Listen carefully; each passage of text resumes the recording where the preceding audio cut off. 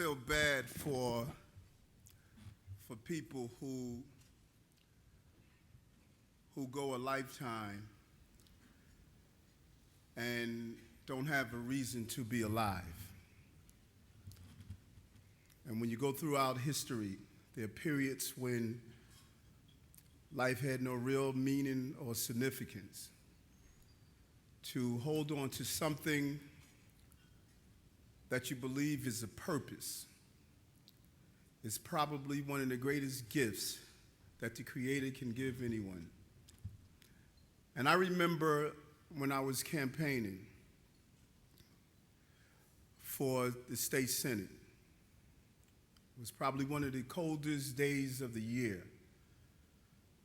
And I was on my way about 1:30, 2 o'clock in the morning. And I was on the Belt Parkway heading into Queens to visit my mother. I just wanted to conclude the day of just interacting with her because I was the type of son you had to pray about every day. And as I was pulling off of the expressway at Farmers Boulevard, there was a car on the side of the road, and I always remember this story. The hood was up. I pulled over behind the driver. I guess it was part of the law enforcement part of me that always looking to help someone. And there was a woman inside the car with her daughter, and they had the combination on their face of fear and cold.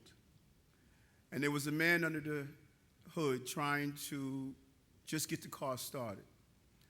And I asked him, was everything all right? And he stated that the battery had died. He was having problems with his alternator and didn't have the money to repair it. And he just needed a boost just to get off of the highway, to go to the service station that's on the corner of Farmers and the Belt. And I stated that I'll pull my car up next to him and we would jump his car with the cables. I pulled up next to his vehicle and we attempted to connect the positive and the negative cable together so that we can get the car started. And we realized we didn't have any flashlight so we could illuminate the area to see that we were connected correctly. And he pulled out a book of matches. We lit the first light and the wind blew it out. The second light and the third, it blew it out. The fourth and the fifth, for whatever reason, it didn't strike. And finally, we were able to get a flame. And I remember the olden days where if you just cuff the flame, you allow it to light long enough that the wind can't blow it out. We connected the positive cable, the negative cable, and then we were able to start the car, get enough juice that he was able to pull off the highway. I sat in my car and I looked at those book of matches and I thought for a moment that there's something here. Those matches was an analogy of life itself. Each flame was representative of who and what we are. In 1991, when you started this organization called Pride, you were just one flame. We cannot get mixed up in the philosophy that you're going to see the end of the journey. You were only supposed to burn long enough to complete your task. Each flame just burning long enough to add on to the next flame and enough next match to make sure that the task is done. That's what we are. We're not going to burn forever. We're not going to burn throughout a whole lifetime or the completion. There are people who were here in 1991, and there are those who are not here, but they lit the flame. And remember this. Remember that the wind was blowing out some of those flames? The winds of adversity are going to blow out flames, and we as a community, we as Pride, must cover each other to prevent those flames from prematurely extinguishing that we can't complete the task before the light burns.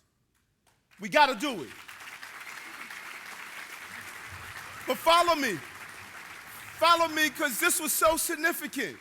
This was so significant that there were matches that we attempted to strike on that book that would not light.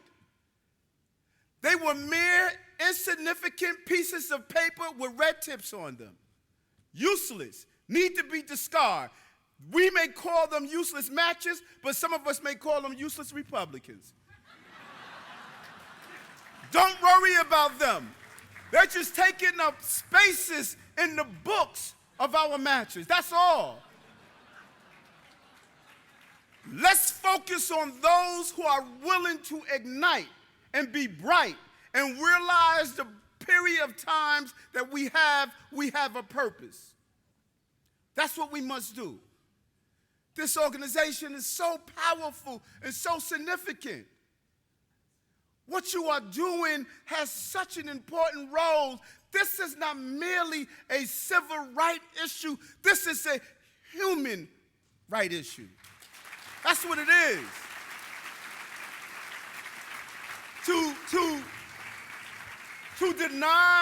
To deny a human being of being married, the whole purpose of going through life and not being able to enjoy the experience of someone you love, that's a tragedy. But to find a person you love, to find a person that you want to go through life with, and only because man-made arrogance and ignorance prevent you from being there, that escalates that tragedy to a Shakespearean tragedy and a denial of people to be able to be with them. We cannot tolerate that in America. We can't let that happen.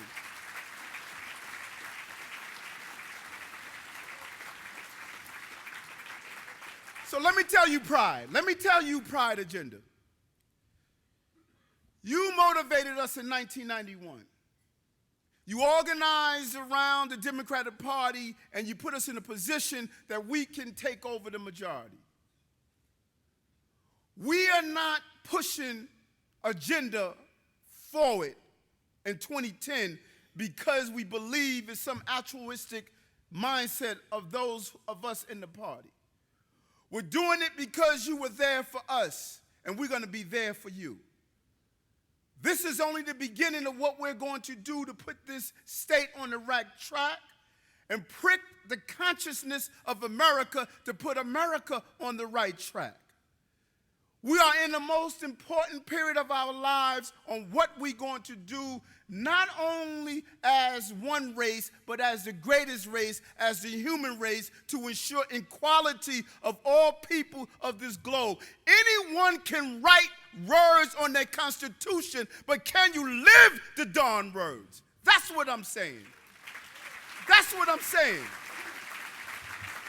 I did not put on a bulletproof vest for 22 years and stand on the corner to protect this state and watch it go in the wrong direction and destroy itself and eat on itself and destroy the people that make this state what it is.